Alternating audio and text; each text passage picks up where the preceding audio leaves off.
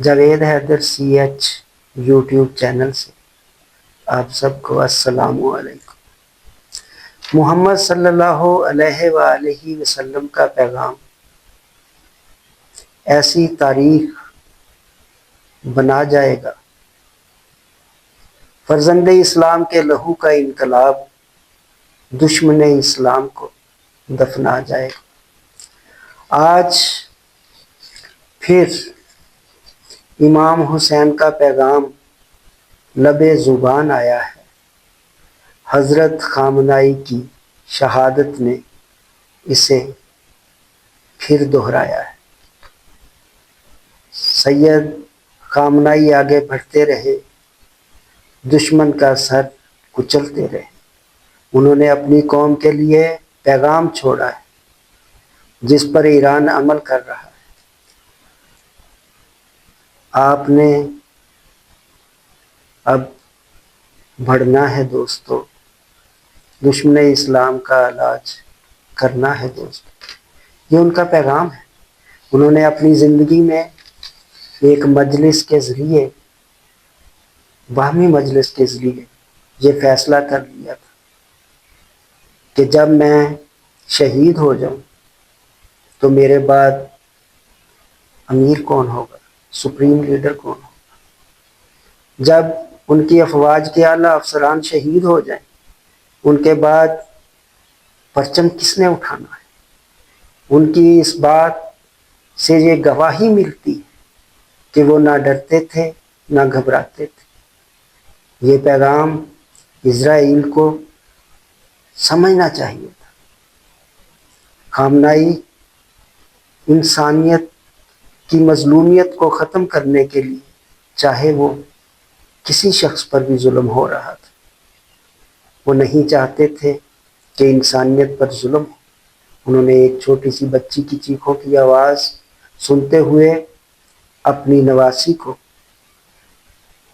قربان کر دیا۔ بہت بڑی قربانی ہے۔ انہوں نے بیوہ عورتوں کی آوازوں کو سنتے ہوئے ان کی مسز نے بھی میدان جنگ میں قربانی دی۔ شہید کی شہادت سے جہاں کے شہر آباد ہوتے ہیں، اسی لیے شہید شہر جنت کے میزبان ہوتے ہیں۔ خامنائی ایک ایسی آواز ہے ظلم کے خلاف جسے مورخ تاریخ میں لکھے بغیر رہ نہیں سکتا۔ خامنائی کی شہادت کے بعد ایران نے جو تابڑ توڑ پچھلے 48 گھنٹوں میں اسرائیل کے اوپر اٹیک کیے، اور جس ملک میں بیسمنٹ تھی امریکہ کے ہوائی اڈے تھے، ان سب پر اٹیک کیا۔ اس نے جتنے زوردار طریقے سے اسرائیل کے تل ابیب شہر کے اوپر اور دوسرے شہروں کے اوپر اٹیک کیے، یہ اسرائیل کی تاریخ میں آج تک نہیں ہوئے تھے۔ نقصان تو ایران کا بھی کافی ہوا ہے، لیکن ان کی پہلے حکمت عملی تھی کہ وہ یکدم یکمشت اپنے میزائلوں کا منہ اسرائیل کی طرف کرتے تھے۔ اب انہوں نے حکمت عملی کو چینج کیا اور انہوں نے لمحہ بہ لمحہ اس طریقے سے اسرائیل کے اوپر اٹیک کیے کہ ان کا کوئی بھی گھنٹہ، کوئی بھی آدھا گھنٹہ بغیر اٹیک کے ان کے اوپر میزائل چھوڑے بغیر نہ ہو جو وہاں میزائل پہنچ نہ سکے۔ آئرن ڈوم جو امریکہ کا اور اسرائیل کا جدید ترین لگا ہوا تھا، ایران کے میزائلوں کو روکنے سے قاصر تھا۔ یہ اس لیے کہ مظلوم قوم کی دعائیں ایران کے ساتھ۔ ایران نے اس طرح خوف و ہراس اپنی شجاعت اور بہادری سے اتنا دبدبہ اسرائیل کے اوپر کریٹ کر لیا کہ ان کے لوگ 1-2 گھنٹے کے لیے بھی شہر سے، دفتر سے، تہہ خانوں سے باہر نہیں نکل پا رہے۔ ان کا سونا، ان کا بیٹھنا وہ بیڈوں پر نہیں ہے، وہ تہہ خانوں میں فرشوں کے اوپر لیٹے ہوئے۔ اسرائیل کی عوام بھی ایران کی رپورٹ کے مطابق دنیا سے جو خبریں آ رہی وہ اسرائیل کے اوپر اٹیک سے ملامت کر رہی۔ وہ نیتن یاہو کو یہ کہہ رہی ہے کہ ہمارے اوپر یہ کون سا عذاب تم نے جو ہے نا وہ چھڑوا دیا ہے، کون سا عذاب ہمارے اوپر مسلط ہو گیا۔ دنیا میں جس جس جگہ پر بھی انسانیت کو سمجھنے والے لوگ موجود ہیں وہاں ایران کے اوپر یہ جو اٹیک کیا گیا ہے اس کے خلاف مظاہرے ہوئے، حتیٰ کہ امریکہ میں بھی لوگوں نے اس کے خلاف موومنٹ کی۔ لوگوں نے اس چیز کو باور کرایا ہے کہ ایران کے اوپر جو اٹیک ہے وہ صحیح نہیں۔ اسرائیل کی عوام نے بھی اس کے اوپر ناراضگی کا اظہار کیا۔ یہ بس ایک نیتن یاہو کی ہٹ درمی تھی۔ وہ یہ چاہتا تھا کہ جس طرح وینزویلا کے صدر کو اٹھا لیا گیا ہے، ہم بھی خامنائی کو دنیا سے اٹھا دیں گے، ان کو شہید کر دیں گے تو ہمارا راستہ سیدھا ہو جائے گا، ہم وہاں رجیم چینج لے آئیں گے۔ لیکن اسے یہ پتہ نہیں تھا کہ یہ وینزویلا کا صدر نہیں ہے، یہ ایک ایسی شخصیت ہے جس نے دوران جنگ بھی مسجد میں جا کر جمعہ پڑھایا۔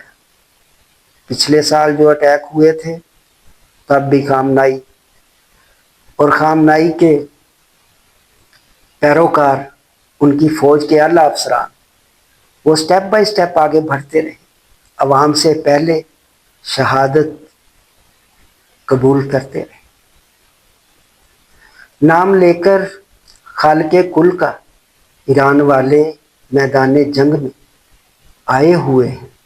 یہ فضا، یہ صبا کہہ رہی ہے، دشمن سر ہوا میں اڑائے ہوئے۔ یہ ایران کا میسیج ہے جو میں اپنی زبان سے ادا کر رہا ہوں۔ آئرن ڈوم اسرائیل کے خلاف ہی سائرن ریڈ بن گئے۔ ایران کے اوپر جو یہ اٹیک کیا ہے اسرائیل نے، اس نے دنیا میں اتنی مہنگائی کر دی، پٹرول اور ڈیزل اور تیل کی اتنی شارٹیج ہو گئی کہ دنیا اس مہنگائی کے طوفان سے نپٹ نہیں سکے گی۔ گیس کا اتنا بحران پیدا ہو گیا کہ دنیا اس بحران سے جو ہے وہ اس بحران کو جھیل نہیں سکے گی۔ اس لیے تقریباً ہر ملک سے نیتن یاہو پر، صدر ٹرمپ پر یہ بڑا لوگوں کا وزن ہے۔ نیتن یاہو نے صدر ٹرمپ کو غلط بریف کر کے ان سے یہ کام کروایا۔ اب صدر ٹرمپ مذاکرات کی ٹیبل کے اوپر جانے کے لیے تیار ہے۔ سکسیس سے بڑھ کر کوئی چیز نہیں، پیس سب سے بڑی سکسیس ہے۔ دعا ہے کہ مذاکرات کی ٹیبل کے اوپر جو ہے وہ کوئی معاہدہ لکھا جائے۔ ایران اس معاہدے میں اس پوائنٹ سے کبھی پیچھے نہیں ہٹے گا کہ اسرائیل جیسے جو ملک ہیں وہ انسانیت پر ظلم کرنا چھوڑ دیں، وہ انسان کو انسان سمجھے۔ غرور کا سر ہمیشہ نیچا ہوتا ہے۔ نیتن یاہو نے صدر ٹرمپ کی منت سماجت کر کے ان سے یہ جو بڑا قدم اٹھایا ہے، یہ جو رپورٹ نیتن یاہو نے ان کو غلط رپورٹ کیا کہ ایران جو ہے وہ حملہ کرنا چاہتا ہے، اس آج امریکہ کے سینیٹر سے، امریکہ کے صحافیوں سے یہ واضح ہو گیا، امریکہ کی رپورٹ سے یہ واضح ہو گیا ہے، انٹرنیشنل اٹامک انرجی کی اسٹیٹمنٹ سے جو رپورٹ آئی اس میں یہ واضح ہو گیا ہے کہ ایران کا اٹیک کرنے کا اسرائیل کے اوپر کوئی ثبوت نہیں ملا، اسی لیے ایران اس رپورٹ میں یہ واضح آ گیا ہے کہ ایران ایٹمی ہتھیار نہیں بنا رہا تھا۔ امریکہ کے سینیٹر کہہ رہے ہیں کہ یہ جنگ جھوٹ پر مبنی، اب پوری دنیا کو پتہ چل گیا ہے کہ ایران اس معاملے میں سچا ہے، نتن یاہو جھوٹا ہے، نتن یاہو نے صدر ٹرمپ کو غلط بریف کیا تھا۔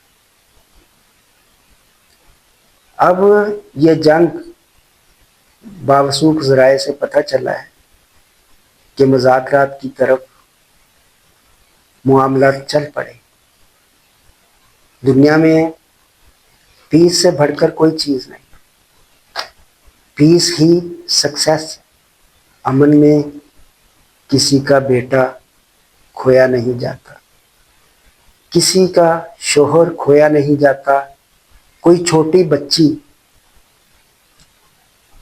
چیخیں نہیں مارتی کہ میرے پاپا کدھر گئے، کوئی بہن اپنے بھائی کو یاد کر کے نہیں روتی، لیکن یہ بات سچ کہ فرزندان اسلام اور انسانیت میں دوسرے مذاہب میں بھی جو لوگ ایسے موجود ہیں جو ظلم کو اچھا نہیں سمجھتے، وہ ہمیشہ ظلم کے خلاف اٹھتے رہیں گے، معصوم بچوں کی چیخوں کو چپ کراتے رہیں گے اور ہمیشہ دنیا کے باامن لوگ ہمیشہ امن چاہیں گے۔